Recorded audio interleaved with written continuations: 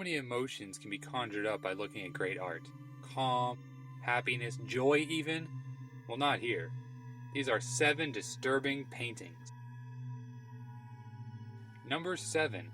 Saturn Devouring His Son by Francisco Goya. Goya painted this wonderful scene while he lived at a house known as the Villa of the Deaf Man. Some of his strangest paintings were painted right there, right on the walls. This one was on his dining room wall. It is part of a collection known as the Black Paintings. They portray dark, haunting themes, showing the artist's outlook on humanity. It's safe to say that this one is one of the most disturbing of the Black Paintings. It depicts the Titan Saturn eating one of his sons, who were prophesied to overthrow him. Goya was an old man when he painted this, almost deaf and with mental problems. I think we can tell. Number 6. Study after Velazquez's Portrait of Innocent X by Francis Bacon.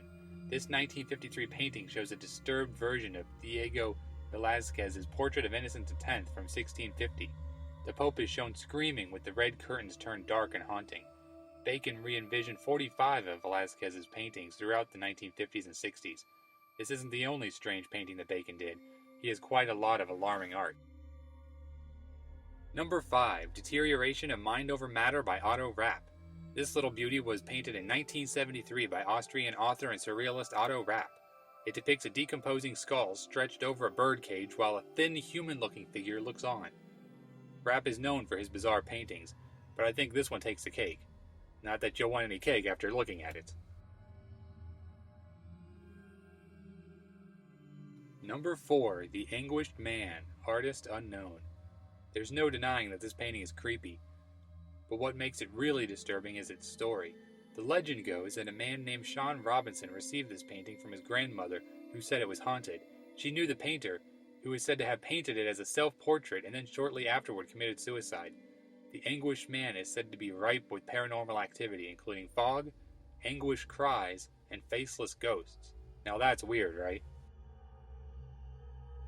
Number 3. The Dog by Francisco Goya. Another of Goya's black paintings done in the Villa of the Deaf Man. This one is much less in your face, but in a way it's far scarier. The dog, sometimes called the drowning dog, shows the head of a dog in what could either be water or quicksand. It appears to have given up its struggle, looking upward towards heaven, either searching for help or accepting the inevitable. A shadow looms large over the animal, symbolizing evil perhaps? It's so lonely out there by itself with no one to help. Some say it represents man's struggle with evil. Either way, pretty disturbing.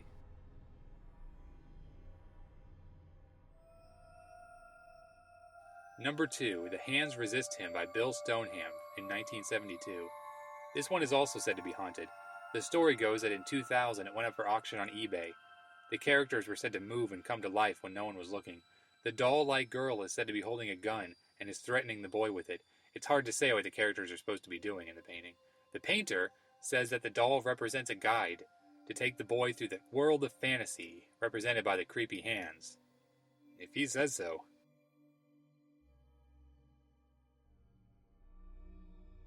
Number 1. Head Severed by Theodore Gericault. This painting is a part of a series of paintings that Gericault did in preparation for one of his greatest works, Raft of the Medusa, from 1819. The heads. They almost look alive, don't they? When I first saw this, I actually thought that they were alive. And that's the scariest part. The head on the right, it isn't calm or sleep-like as you might want to see it. Its mouth and eyes are wide open, as if it never saw it coming. Gericault checked several body parts out of the Paris morgue and then painted them.